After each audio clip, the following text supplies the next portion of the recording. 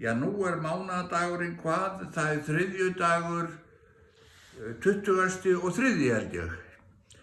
Apríl. Apríl, já. 2024. Og ég gerði hérna uppkast að ljóði á blaðið. Hún fann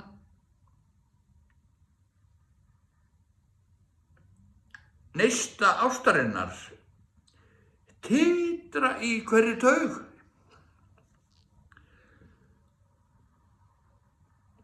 Tók á sprett og fyrir hann varði upp í fangans maug.